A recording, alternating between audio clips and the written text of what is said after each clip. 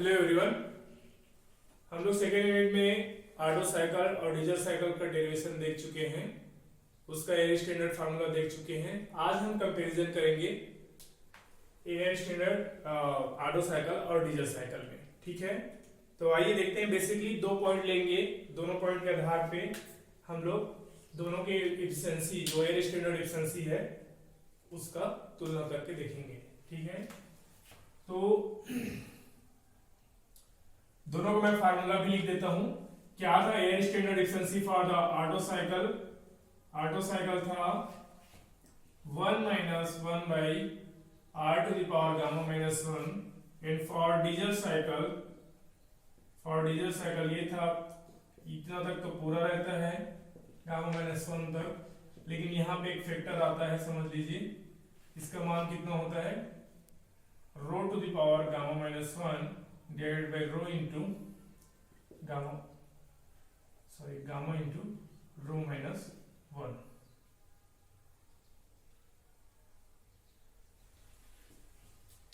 ठीक है, साथ ही साथ मैं पहले ही बता चुका हूं, पहले वीडियो में, इसमें बता देता हूं, इसका मान 1 से बड़ा होता है, ग्रेटर देन 1। ये फैक्टर ग्रेटर देन 1 होता है, इसका मतलब इसमें 1 में ज्यादा वैल्यू इसके कंपैरिजन में माइनस होगा, तो इसकी एफिशिएंसी कम होना चाहिए। लेकिन उसके लिए एक वेरिएबल यहाँ पे दिख रहा है आर मींस कंप्रेसर रेशियो। तो पहला पॉइंट यही लेते हैं कि अगर ऐसा हो कि कंप्रेसर रेशियो फिक्स्ड हो, दोनों के लिए सेम हो, मतलब ऑटो साइकिल और डीजल साइकिल के लिए कंप्रेसर रेशियो का मान सेम हो, तो मैं यहाँ पे लिख देता हूं for same value of R. मतलब दोनों का कंप्रेसर रेशियो सेम हो तब क्या होगा? कंप्रेसर रेशियो क्या होता है? तो कंप्रेसर रेशियो बार बार देख रहे हैं हम लोग, ये होता है V1 डिवाइडेड बाई V2। ठीक है, तो for same value of R किसका एफिशिएंसी, किसका, ये this formula are the air standard efficiency for the respective cycle, means ये ऑटो साइकिल के लिए, डीजल साइकिल के लिए, दोनों के लिए एयर स्टैंडर्ड एफिशिएंसी है। पहले बता चुका हूं मैं कि इस यूनिट में बहुत सारे टाइप के एफिशिएंसीज के बारे में हम लोग पढ़ेंगे, तो याद रखिए ये एयर स्टैंडर्ड एफिशिएंसी का फार्मूला है। अब यहाँ पे ये अगर R फिक्स हो जाए तो क्या बच गया? ये देखिए, इसका मान मैं 2-3 तरीके से बताऊंगा डिफरेंशिएट करके कि कैसे किसका एफिशिएंसी कम होगा, ये ज्यादा होगा। पहले से तो ये वाला वैल्यू जब आप न्यूमेरिकल करेंगे तो स्वयं करके देखिएगा, ये वैल्यू मान हमेशा 1 से बड़ा आता है, 1.23, 1.12, 1.2, इट्स लाइक दैट, मींस ये हमेशा 1 से बड़ा वैल्यू आएगा। अब चूंकि अब ये बड़ा वैल्यू है, बाकी चीज तो सेम है इसमें, तो ये जो है इस फैक्टर है, इतना जो फैक्टर है, इसमें 1 से ज्यादा मल्टीप्लीकेशन हो रहा है, यहाँ पे 1 से ज्यादा बड़े वैल्यू के मल्टीप्लीकेशन हो रहा है। तो क्या होगा? सपोज एक एग्जांपल मैं लेता हूं, जैसे इसमें ये टोटल वैल्यू का मान अगर 0.5 रहा, तो इसके लिए क्या हो जाएगा? 0.5 इंटू 1 पॉइंट समथिंग, 1 कुछ आ जाएगा। कहने मतलब क्या, इस 1 में क्या घटेगा? सिर्फ 0.5 घटेगा। लेकिन इसके लिए क्या हो जाएगा? इसके लिए 1 में 0.5 से कुछ बड़ा वैल्यू इसमें माइनस होगा। कहने मतलब क्या कि जो वैल्यू फॉर ऑटो साइकिल है वो बड़ा आएगा और जो डीजल साइकिल है वो छोटा आएगा। तो फाइनल कंक्लूजन यही है कि air standard efficiency for Otto cycle will be greater than the air standard efficiency for the diesel cycle for same value of R. अगर कंप्रेशन रेशियो सेम हो तो ऑटो साइकिल का एफिशिएंसी अधिक होगा diesel cycle से। आइए graph से देखते हैं। तो मैं सिंपल एक ही ग्राफ बना रहा हूं, टीएस ग्राफ। कैसे बन रहा था? तो बाकी सारे प्रोसेस सेम था, ये सेम है। सेम कंप्रेशन रेशियो के लिए क्राइटेरिया क्या है? तो 0.1 एंड 0.2 विल बी फिक्स्ड, मतलब ये V1 था, ये V2, तो 1 और 2 सेम होना चाहिए, बाकी से हमें मतलब नहीं है। ठीक है, तो ये कौन सा ग्राफ है? मैं बोला टीएस ग्राफ के लिए मैं बताने जा रहा हूं आप लोगों को। अब देखिए, ऑटो और डीजल साइकिल में जो हीट एडिशन प्रोसेस है, that process is only different. ठीक है, दोनों के लिए वही डिफरेंट है। एक में आइसोबारिक होता है और दूसरे में आइसोकोरिक। ऑटो साइकिल में आइसोकोरिक होता है कांस्टेंट वॉल्यूम पे, और आइसोबारिक में और डीजल में आइसोबारिक होता है।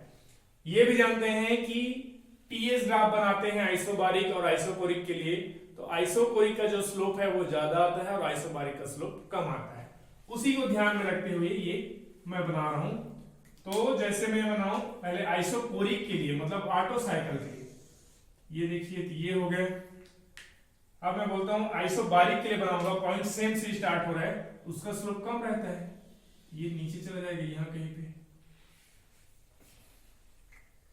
बाकी रही बात एरो की, एरो तो हमेशा ग्राफ चाहे कोई सा भी हो क्लॉकवाइज ही लगाना है, ठीक है। इसका नाम दे देते हैं, इसको 3 डेज दे देते हैं, इसको 3 दे देते हैं, इसको 4। अब देखिए जो 1 2 3 डेज 4 ये है आपका ऑटो साइकिल, और 1 2 3 4 ये है आपका डीजल साइकिल, ठीक है। एक चीज है, मैं इसको सिंपल जो हीट इंजन का कॉन्फ़िगरेशन डायग्राम हम लोग कैसे बनाते थे उससे भी मैं थोड़ा सा समझाने की कोशिश करता हूं। ये था, इस टाइप का बनाते थे, याद होगा आप लोग को। तो ये सोर्स है, ये सिंक है, यहां से Q1 amount of heat add हो रहा है, ये रिजेक्ट हो रहा है, और इन दोनों का जो डिफरेंस है वो वर्क के रूप में हमें मिलता है। Then this configuration diagram is universal for all type of cycle, में किसी भी type all type of engine, किसी भी टाइप का हीट इंजन हो। जैसे हम लोग 3 तो पढ़ लिए, कार्नोट साइकिल पढ़ लिए, ऑटो साइकिल पढ़ लिए, डीजल साइकिल पढ़ लिए, आगे रेनकाइन साइकिल भी पढ़ने वाले हैं। तो साइकिल कोई सा भी रहे उसको सिंपल कॉन्फ़िगरेशन डायग्राम यही बनेगा, मतलब सोर्स से हीट लेगा और सिंक को हीट देगा, and the difference between this two heat is represent work done. इन दोनों का जो डिफरेंस होगा वही वर्क डन के रूप में हमें प्राप्त होता है। साथ ही साथ मैं बार बार ये भी रिपीट करते चलता हूं कि जो पीवी ग्राफ होता है वो वर्क डन को रिप्रेजेंट करता है, और जो टीएस ग्राफ होता है वो हीट एडिशन या हीट एक्सचेंज को रिप्रेजेंट करता है। चूंकि यहाँ पे मैंने टीएस ग्राफ बनाया है तो इसमें मैं जो भी एरिया आएगा, यहाँ पे एरिया लूंगा, ये एरिया कोई सा भी एरिया लूंगा, that represent the heat exchange. तो हीट एक्सचेंज तो बोल रहा हूं, लेकिन इसमें से हीट एक्सचेंज कौन कौन सा है? Q1 और Q2 है। Q1 हीट एडिशन है, Q2 हीट रिजेक्टेड है। तो यहाँ पे मैं ग्राफ में दिखाता हूं कि कौन सा Q2 है, कौन सा Q1 है, ठीक है। तो फॉर द बोथ साइकिल आप देख पा रहे होंगे जो प्रोसेस 4 to 1 है, दिस प्रोसेस, तो ये तो सेम है, 1 2 भी सेम है, 3 4 सेम है, बस 2 3 डिफरेंट है। तो एरिया अंडर फॉर यहां तक देख सकते हैं 4 to 1 ये वाले एरिया, दिस हीट, तो ये जो हीट है, this much amount of heat is to be rejected to the sink, means ये क्या होगा, ये आपका Q2 है। दिस हैचिंग, यहां पे जो हैचिंग किया हूं ये जो है ये आपका Q2 है। तो Q1 कौन सा है? तो Q1 मतलब ये, जैसे मैं ऑटो साइकिल के लिए बोलता, ये ऑटो साइकिल के लिए बोलता, तो 2 3 डेज के नीचे का पूरा एरिया यहां लास्ट तक जो आता वो Q1 होता। और जब मैं डीजल साइकिल की बात करता तो ये ब्लैक वाला जो लाइन खींचा है, मतलब प्रोसेस 2 to 3 के नीचे जो एरिया पूरा ये लास्ट तक जो आता वो Q1 होता। तो आप देख पा रहे हैं कि Q2 सेम है। इस एक ही ग्राफ में मैंने 2 साइकिल दिखाया है, ऑटो और डीजल, लेकिन दोनों में Q2 का मान सेम है। साथ ही साथ ये भी देखते चलिए, सिंपल हीट इंजन का एफिशिएंसी क्या होता है? तो 1 minus Q2 divided by Q1। तो फॉर दिस डायग्राम यहां पर हमें पता है कि Q2 फिक्स्ड है, कांस्टेंट है, मतलब फॉर ऑटो साइकिल हो कि डीजल साइकिल हो Q2 उतना ही आ रहा है, ये एरिया चेंज नहीं हो रहा है। लेकिन Q1 का मान चेंज हो रहा है। आप देख रहे हैं कितना एक्स्ट्रा है ऑटो साइकिल में, दिस मच एरिया एक्स्ट्रा है, ये एरिया एक्स्ट्रा हो जा रहा है इसके लिए, किसके लिए? ऑटो साइकिल के लिए। मींस ईटा उसके लिए अधिक होगा जिसके लिए Q1 का मान अधिक होगा, ठीक है। तो Q1 का मान अधिक किसके लिए है? 2 3 डेज के लिए, मतलब 2 3 डेज किसका मतलब? ऑटो साइकिल के लिए। तो यहां से भी इस ग्राफ से भी आपको क्लियर हो जा रहा है कि ऑटो साइकिल का जो एफिशिएंसी होगा वो ज्यादा होगा डीजल साइकिल से, ठीक है। तो ये रहा हमारा conclusion part for the same compressor ratio, किसका थर्मल एयर स्टैंडर्ड एफिशिएंसी अधिक होगा, ठीक है। अब आइए देखते हैं एक और क्राइटेरिया लेके चलते हैं, इसका स्क्रीनशॉट ले लीजिए और अपने नोटबुक में डालते जाइए, कॉपी करते जाइए।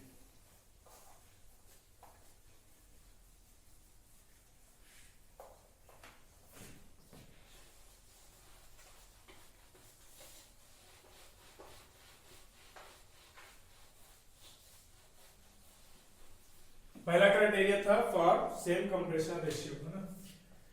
सेकेंड क्राइटेरिया लेके चलते हैं, हम लोग कंपेयर कर रहे हैं air standard efficiency for Otto cycle and diesel cycle.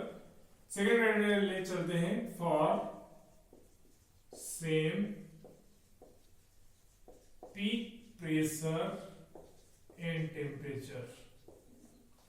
Same peak pressure and temperature, इसके लिए भी मैं ग्राफ बनाता हूं, सिमिलरली टीएस ग्राफ बनाएंगे हम लोग, टीएस डायग्राम बनाएंगे, यहीं पे बना देता हूं।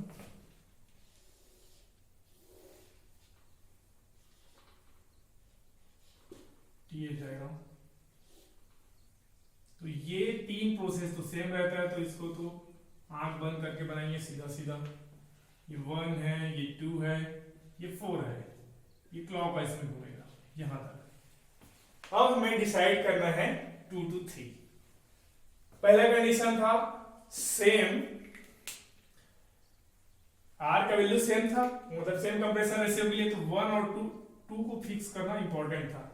अब यहां पे जो कि सेम पीक प्रेशर है और सेम पीक टेम्परेचर, मतलब जो हाईएस्ट टेम्परेचर होगा और हाईएस्ट प्रेशर होगा वो कब होगा, तो आप सभी पता है जब हीट एड करना शुरू होता है, तो हीट एड एडिशन का जो लास्ट पॉइंट होगा, मींस 2 to 3 प्रोसेस 2 to 3 क्या है, हीट एडिशन है। तो जो प्रोसेस 2 to 3 का आखिरी होगा, मतलब पॉइंट जो 3 होगा, वहां पे टेम्परेचर अधिक होगा क्योंकि वहीं पे हीट एडिशन खत्म हो रहा है, वहीं पे मैक्सिमम हीट एड हो पा रहा है, ठीक है। तो ये वाला पॉइंट यहाँ के लिए फिक्स है, तो यहाँ पे पॉइंट 3 हमें फिक्स करना पड़ेगा। अब देखिए, अब मुझे डिसाइड करना है आइसोबारिक और आइसोकोरिक के लिए। तो सेम टू सेम जो पहले बनाया था उसका थोड़ा सा उल्टा बनेगा, मतलब जिसका स्लोप ज्यादा होगा वो नीचे आएगा और जिसका स्लोप कम होगा वो थोड़ा ऊपर चला जाएगा।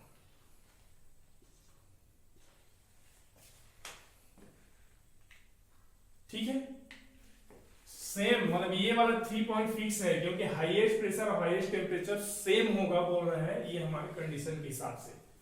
बाकी चीजें सेम है, सेम फार्मूला बनेगा, वही चीज सेम वैसे आप ले लीजिए। ये एक हीट इंजन ले लीजिए, यहाँ पे डिसाइड कर लीजिए Q1 Q2, क्योंकि जो एफिशिएंसी होगा वो क्या होता है 1 minus Q2 divided by Q1 होता है।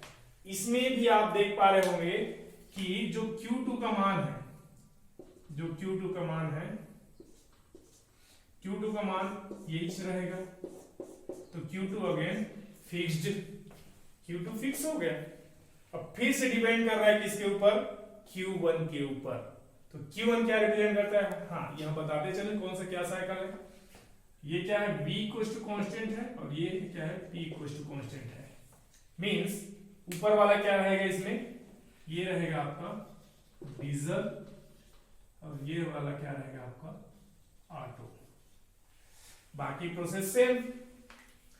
अब देखिए Q1 का मान जो रेड कलर है मतलब डीजल साइकिल, उसके लिए वहां से लेकर ये लास्ट तक आएगा, और जो ऑटो साइकिल उसके लिए ब्लैक कलर मतलब यहां से लेकर कि ये पूरा एरिया, मतलब अगर इसको मैं बना दूं, एक बार बना ही देता हूं, ये देखिए उल्टा हैच करता हूं ये से, तो जो ब्लैक में हैचिंग हुआ है, this much area represent the Q1 for Otto cycle. लेकिन ये अगर मैं लेकिन इतना एक्स्ट्रा है इसमें, आप देख पा रहे हो, तो इसमें डीजल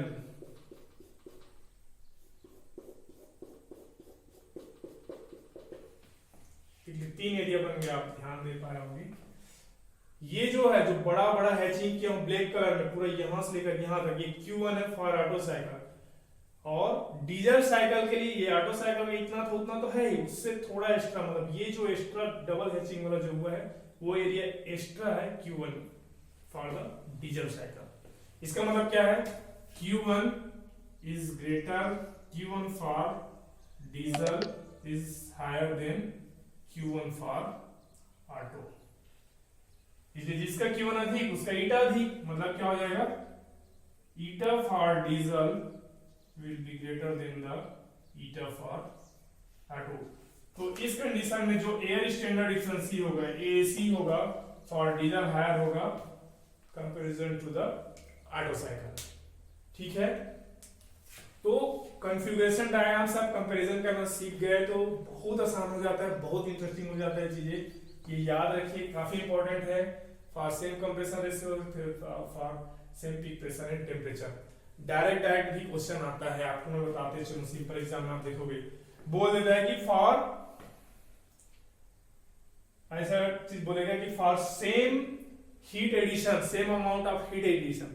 अब सोचिए same amount of heat addition कहने का मतलब क्या है, ये जो एरिया अंडर कर्व बनेगा वो सेम बनना चाहिए, तो same amount of heat addition के लिए करोगे क्या आएगा, रिजेक्शन अलग अलग होगा, तो उसके लिए भी आप कर सकते हो। ठीक है, तो ये रहा हमारे comparison between the air standard efficiency for Otto cycle and diesel cycle. Thank you.